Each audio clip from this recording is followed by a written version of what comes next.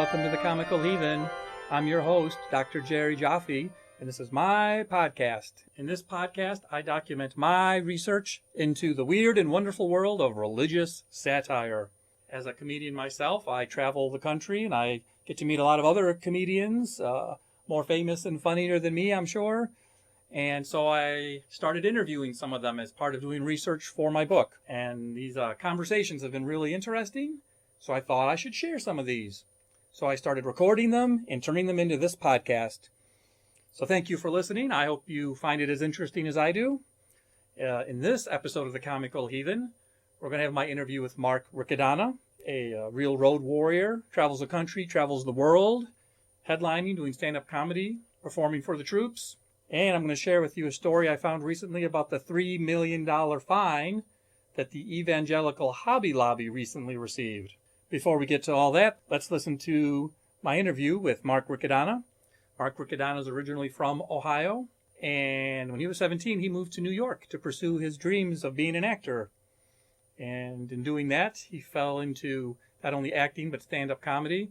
He's been in movies. He was recently in the thriller Days of Power, where he plays the patriarch of the evil and sinister family in that movie. He writes for Saturday Night Live Weekend Update. He's been in plays in New York. He's been in commercials.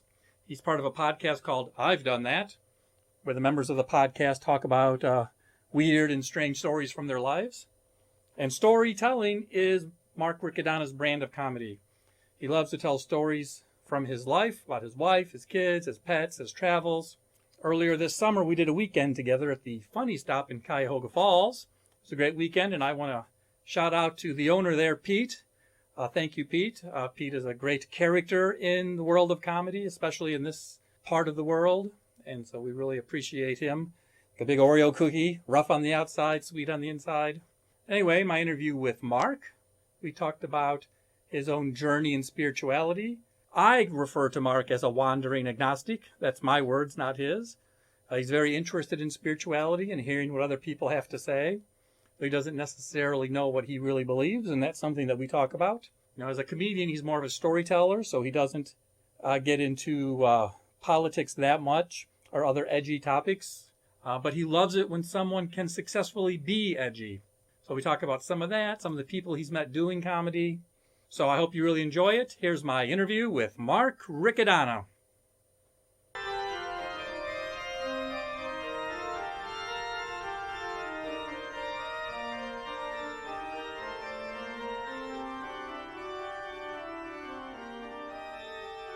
All right, everybody, welcome to this episode of The Comical Heathen. I'm your host, Dr. Jerry Jaffe. I'm pleased to introduce you to our interview subject today, professional comedian, podcaster, and very good friend of mine, Mark Riccadonna. Hey, what's going on, Jared? Excited to be on? Well, one thing that's going on is we're sitting inside the Smoker's Den in Akron, one of the great cigar shops. This is a must-do thing if you're in Akron.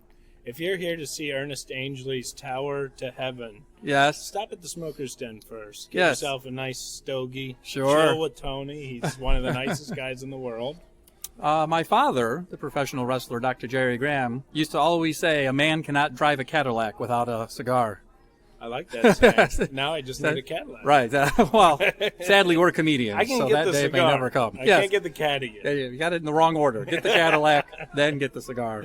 And I'm not a huge cigar smoker. I literally love Tony so much that I come here to hang out with him, and then he picks the lightest cigar he can find, so I don't throw up in the middle of his beautiful place.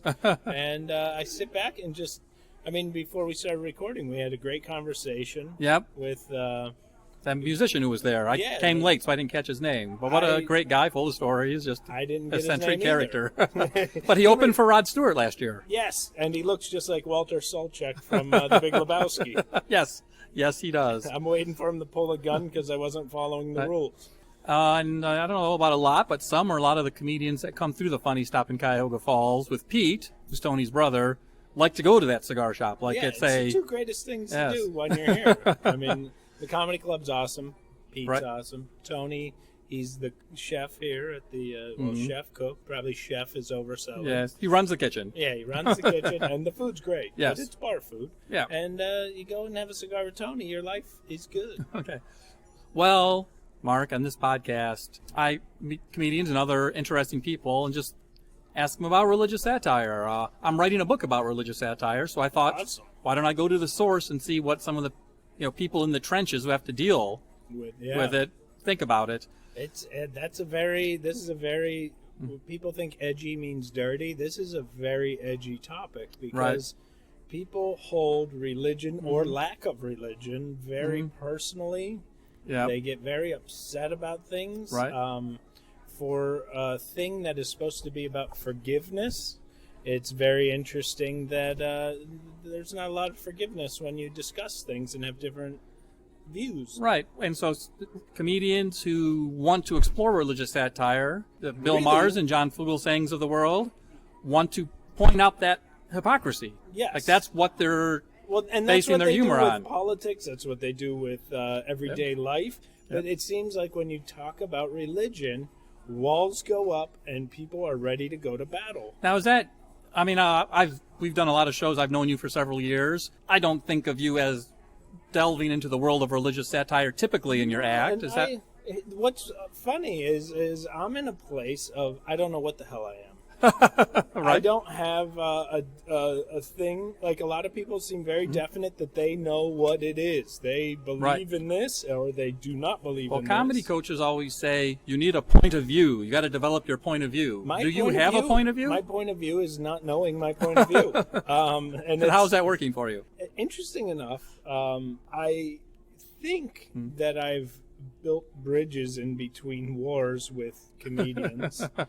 I've explored a little bit about religion. I used to do jokes about things with religion, but I realized I'm not that well versed to want to argue. Right. And it's the same as I feel like with politics, where it's like, hey, listen, you have a different point of view than me. Can't we just accept you have a different background, you come from a different point of view than I, and I'll respect whatever you believe. Like, Jerry, I know you are a very conservative Christian. Yes. And I will respect you. It's a little known fact about me. Yes. But I will respect your point of view. And in all honesty, you're actually a very liberal atheist. So now you got the audience like scratching their head. Which is true? One of these two things is true. But I love you either way, whichever you are. Because I enjoy your point of view and your perspective. And when you point out something humorous about religion or politics, because I feel like they go one and the same together. Right. I feel like when you point those out, even if I don't agree with you, I can still laugh.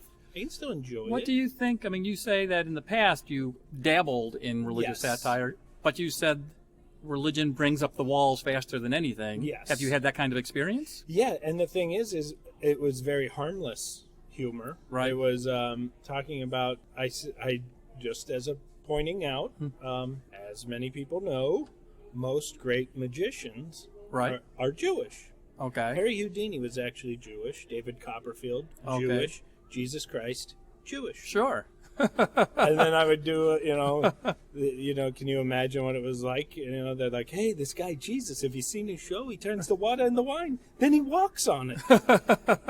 It's it's not attacking any point of view of religion. It's just saying, like, fun fact, a lot of magicians are Jewish. Right. The king of the Jews happens to be kind of a magician, according to stories. And I would get people after shows that would get upset about that's something you shouldn't joke about. And I'm like, it's silly, it's stupid. If that offends you, you really shouldn't be at a comedy club. Well, that's one thing. You would think that comedy shows, a typical comedy show, maybe not all or some, but would weed out almost. Like, the most uptight people wouldn't be going to comedy shows. It's like a self-selection. Exactly. Like, you should be a fun-loving, comedy-loving person. It's not that you're being forced to go to this comedy show. But something really interesting, and the first credit I've ever got as a comedian was I was on the Catholic channel on Sirius XM. Okay. And I was on it, and the show was hosted by a Jewish fellow, Dave Koenig, who's a very, very funny comic. But him and his wife had this show. He was Jewish, she's Catholic, and they'd bring guests on and, whatever. Well, they wanted me on because when I moved to New York, and here's my history, I'll tell you my whole, I'll lay the cards on the table. Okay. When I was in I was raised Catholic. I went. Okay. I'm more of a Jesus Christ Superstar Catholic, right, than I am like a Catholic. Like I went to get confirmed and do all that stuff that you're supposed to do. Sure. As a somebody with an Italian last name. Right. And my mom and dad never put religion on me, that it's anything. Okay. We've never followed it. It's just, does it make you a better person? Yes. Well, then, yeah, do it. Okay. And that's how I believe with all religions. If you tell me you're Jewish, you're Catholic, you're Christian, you're atheist, you're... There's 10,000 religions in the world. You don't have to list them all. Whatever religion you tell me out of that 10,000, if it makes you a better person, I'm all for it. Okay. So I went to CCD, went to the classes, and what I found was I had a lot of questions, but we didn't have a lot of time. Right. Because we had to get confirmed. Right. So I asked the priest. Bart Simpson in Sunday school. Well, that's exactly what it is. And I asked the priest, I said, listen, how do we know we're the right ones? What about these people who don't even know about Catholicism? Right. What about... He goes, listen, Mark, really good questions. Here's the thing. Right. Your grandmother will kill me if you don't get confirmed.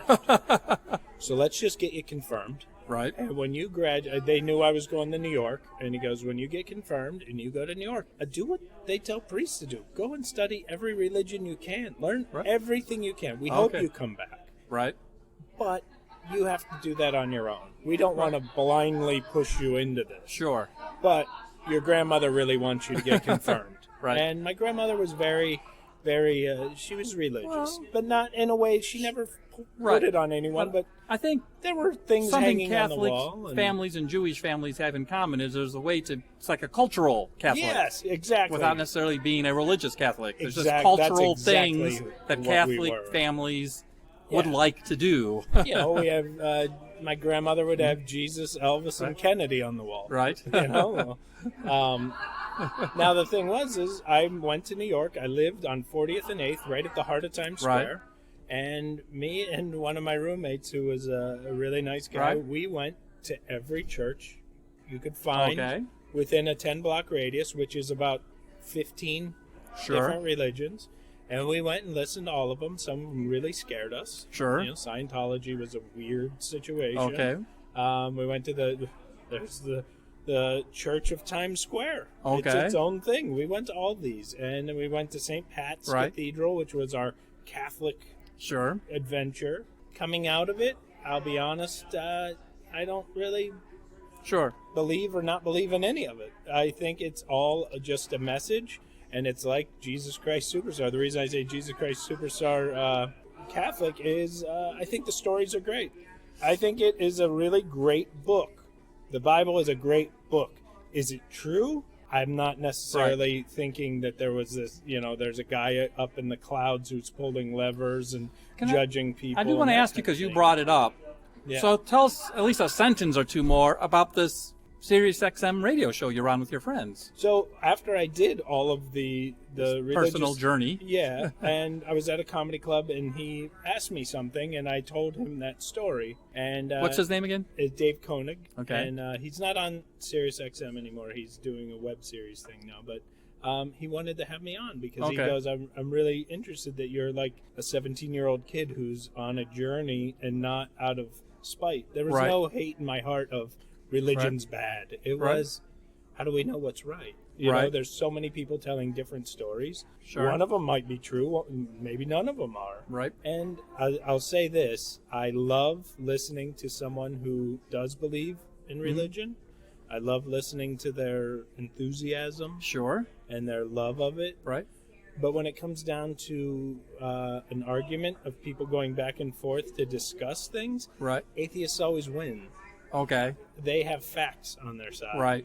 So anybody who I feel really believes in a religion are going off of a feeling and going off of faith that it's true. Yes. Where an atheist has facts, and the facts outweigh that.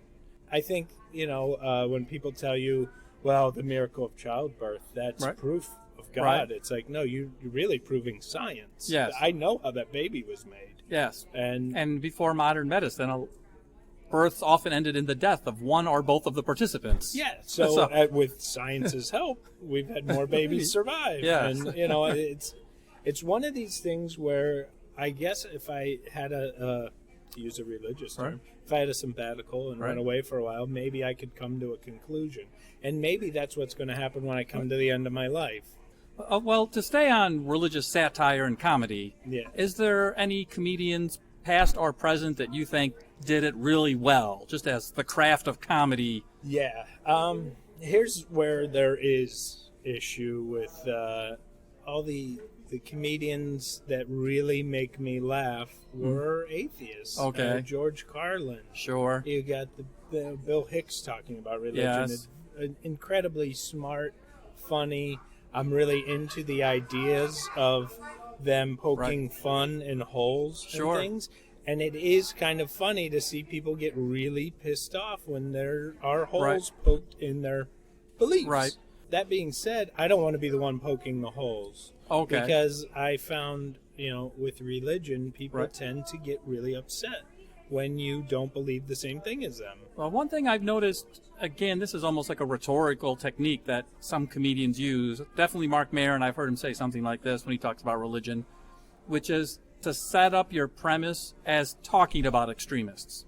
Yes. So instead of saying, I'm going to tell you what's stupid about Christians, you're going to say, if you want to believe these like crazy out there creationist wackos. And I think that's where... And that gives you a little bit of like a firewall between your audience in front of you compared to what you're making fun of. It's true that a lot of those guys get away with it. But then, like the Muslim religion, I find I've heard a lot of guys who talk about religion say that joking about them gets very intense.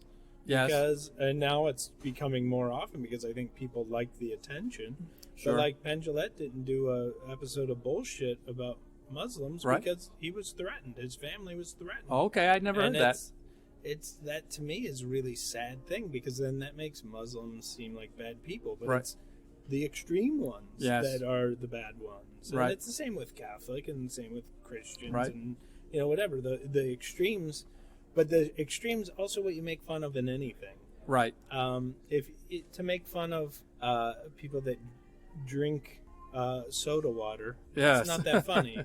But if you see somebody drinking a Zima, you can then make fun of them because they've picked an extremely weird thing to do. Yes. I think it's fair game. Right. As long as there's not hate in your heart. There's a lot of comics that I feel like go after religion because they think it's either cool or they're angry. Well, Bill Maher has said in his film, Religulous, that when he watches old videos of him from the 90s, if he did religious humor, it was kind of like what you were saying earlier, almost like friendly roasting. Like, here's a little funny thing about it. Here's a little funny thing about it. I like that stuff. But after, like later, his humor became like much more biting, poking holes in.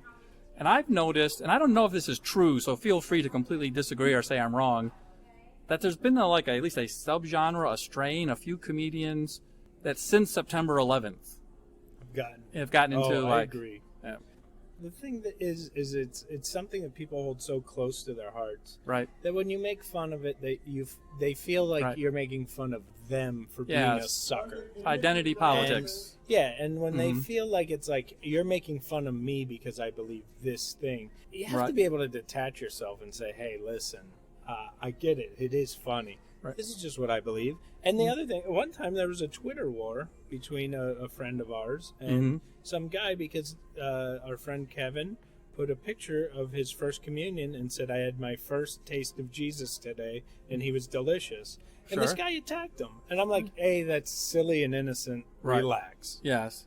B, the guy started tagging the Christian League or the Catholic League to get on Kevin for it. Right. And so Kevin was like, dude, this is like crazy. So I actually put on there, I go, I find this funny. Oh, another Christian hating whatever. Right. And I said, no, I think you should be, if you are secure with your beliefs, you should be able to laugh at it. Yep.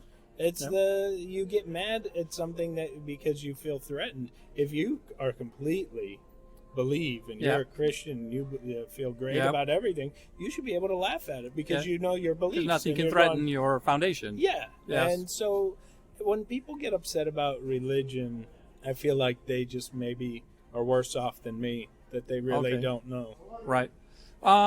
Before we finish up... I don't know because I'm lazy. Fair enough. I don't know either. That's why I'm doing these interviews. Yeah. Before we finish up, I just wanted to ask one more. I've been ending some of the interviews on this question. It's an open-ended question. Anything else about religious satire we didn't get to that you would like to make sure gets said?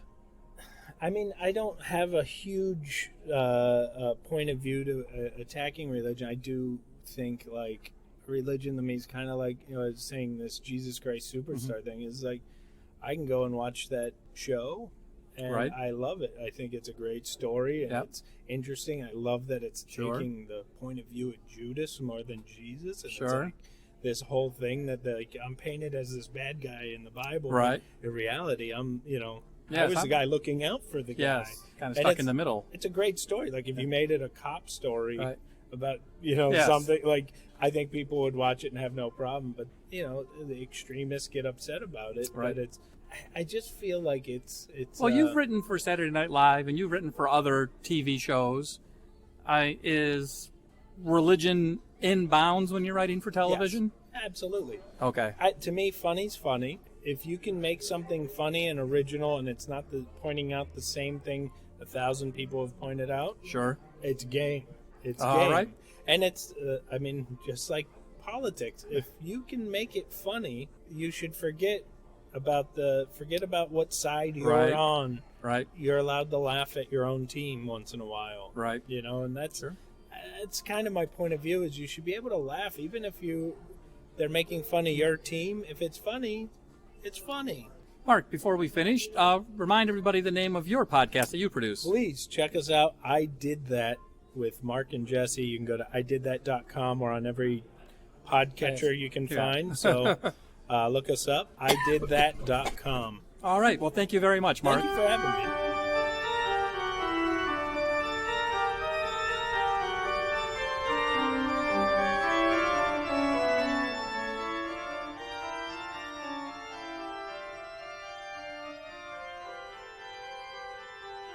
Well, there you have it, my interview with my good friend Mark Riccadonna.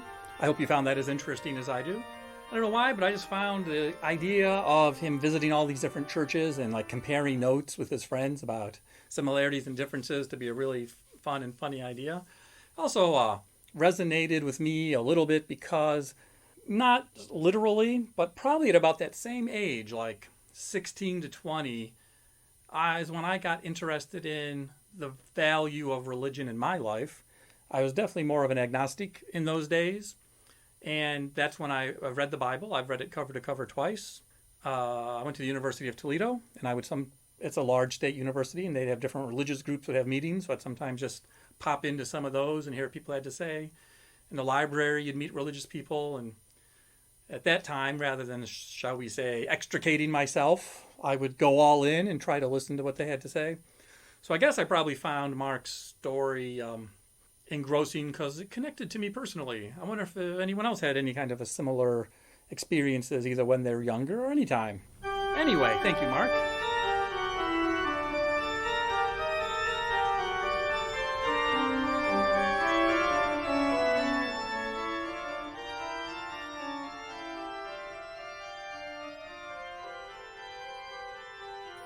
Now, one of the reasons I talk about my pet rabbits is because of the unusual circumstance that keeping pet rabbits, they're in their habitats, which are cages, and we line their cages with old newspapers, and having old newspapers around has caused me to go back to reading newspapers and newspaper headlines.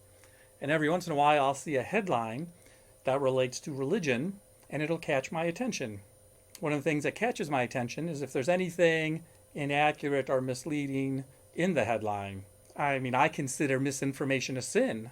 So I call this part of the show Misinformation, because I see historical and factual misinformation out there about religion in newspapers and other news outlets because of the way some reporters treat stories about religion as soft journalism. Whenever I find any examples of these, I have to set the record straight because it's good for our souls to know things. And hey, I'm not trying to ruin anybody else's good time, but come on, it may be your dogma, but it's my karma, and I'm all about spreading the love. For example, at the bottom of the Rabbit Hutch this morning, I saw a headline, Hobby Lobby purchased thousands of ancient artifacts smuggled out of Iraq, by Emma Green from the June 2017 Atlantic magazine. Now this caught my attention because Hobby Lobby is in and out of the news. Family that owns them is called the Greens, and they have a very active evangelical approach to life and business. The headline, simply put, the headline itself was basically accurate, I have to say, but I wanted to find out what was going on with Hobby Lobby and smuggling and what was going on. So here's what I found out. Turns out that recently Hobby Lobby got caught with their hands in the cookie jar.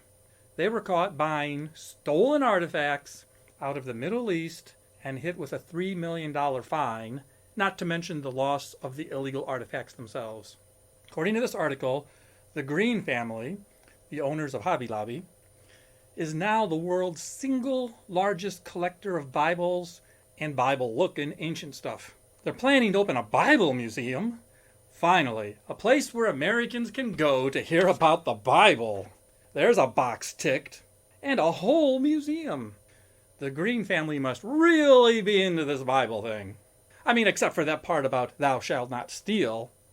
Because it turns out that a lot of the Word of God trinkets they imported were quite likely stolen goods. Now, the Green family's main excuse was they didn't really understand that buying antiquities was so complicated. That was their excuse. It's complicated. So their defense against allegations of violating international cultural property law is the same as a Facebook relationship status. It's complicated. And even though they say it's complicated, the article explains that just a few months before they were busted, they had fired their own expert in cultural property law that they'd been getting advice from because they thought they could do it themselves. But I mean, I can understand the reasoning. I mean, it's the same reason I fired my wife's gynecologist. There's no reason for me to pay for an expert for something I can just do myself, right? So they're buying these Bible-related objects. Well, they say they're Bible-related. The writing is in cuneiform, which is Sanskrit for chicken scratch. So who knows for sure? Anyway, they're buying things for their Bible museum because they believe the Bible is an important part of our culture and well worth taking seriously. I mean, if we didn't study the Bible seriously, how would we know that pi equals 3, like it says in Kings? Or that we're supposed to stone our neighbors if they work on the Sabbath, like it says in Exodus? I always wondered why Hobby Lobby had such a large rock section for a craft store. Oh, quick digression. I was chatting with a friend of mine who's a rabbi, and this thing about stoning your neighbors came up. He said that in his opinion, people make too big of a deal out of it. I mean, he pointed out that, certainly in Jewish communities, no one has actually stoned anyone for thousands of years. So he didn't think it was really worth bringing up all the time. Well, yeah, I know. We haven't stoned anyone for thousands of years because we've grown up enough to stop believing the stupid things that are in the Bible, or some of them anyway. Of course we've stopped stoning people. It's barbaric and inhumane. And also, we have guns now.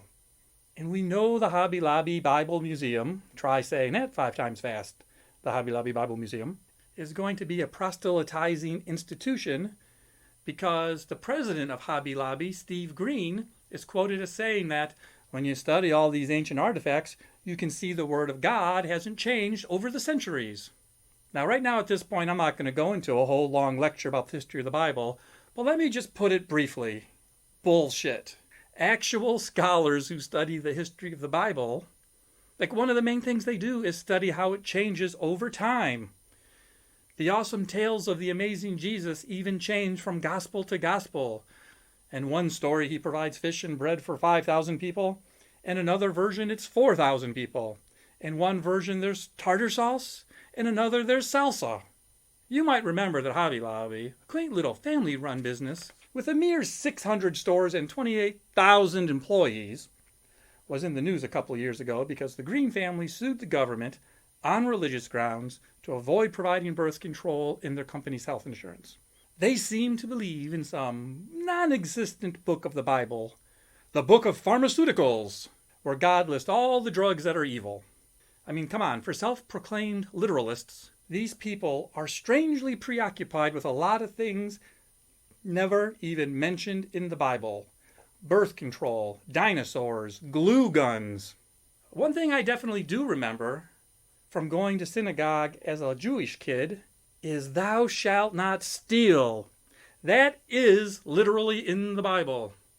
But the Green family conveniently forgot that passage when it suited them. Again, they are some terrible literalists, and I genuinely mean that. Although, to be fair, nowhere in the Bible does it literally say, thou shalt not receive stolen goods from foreign terrorists. So I suppose they'll still get into heaven on a technicality. Listen to this. To execute the purchase of these ancient artifacts from a dealer he'd never met, Stephen Green had to wire $1.6 million US dollars to 7 separate personal bank accounts. And remember, these are artifacts that had somehow come up for sale not too long after all the looting that took place during the Iraq War. And it wasn't even clear where these items were being stored. Wow, if Steve Green didn't think that sounded fishy, he'd probably believe any sort of ridiculous made-up story. Oh, right, Hobby Lobby Bible Museum. And then, as the article points out, some of the biggest sellers of stolen antiquities in the Middle East are ISIS and other terrorist groups. Fortunately, Green's conscience got the better of him when he saw the artifacts were sent in boxes that were deliberately mislabeled to avoid detection.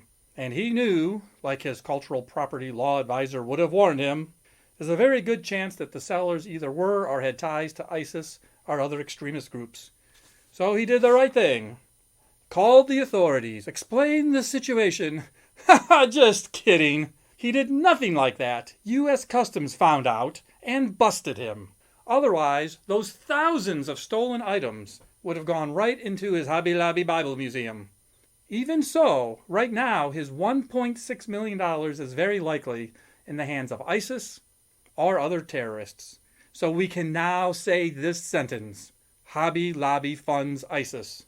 I don't have any joke to go with that. It's just my new favorite sentence. And that's what I found at the bottom of the Rabbit Hutch today. So it just remains for me to say my thank yous. However, before I get to that, I have one more update for you. This is a little bit personal, but I probably need to say something. A few months ago when I started this podcast, I decided to make our pet rabbits, Kevin Bacon and Newton, a little part of the show. You know, they're cute and they're friendly, and wanted them to be involved, kind of like the mascots of the show. And while this episode was in production, I must let you know that sadly our beautiful Kevin Bacon passed away. It was very hard on our family, but I felt that since I've been sharing updates from the Rabbit Hutch with you, that I should let you know that. As you can probably guess, the Comical Heathen is skeptical about heaven or the nature of the afterlife. However, I can only hope that Kevin Bacon is in a better place, where she can play chase, do bunny binkies, and have all the carrots that she wants. Well, on that sad note, let me try to wrap this episode up. So it just remains for me to go through my thank yous. Thank you all so much for listening to today's episode. Make sure you find us on iTunes, rate us, leave good comments, give us some stars, all of that good stuff. I want to thank Mark Riccadonna for being today's interview. I want to thank my good friend Jeff Geddert for his technical advice and for providing assistance in the writing of the episode.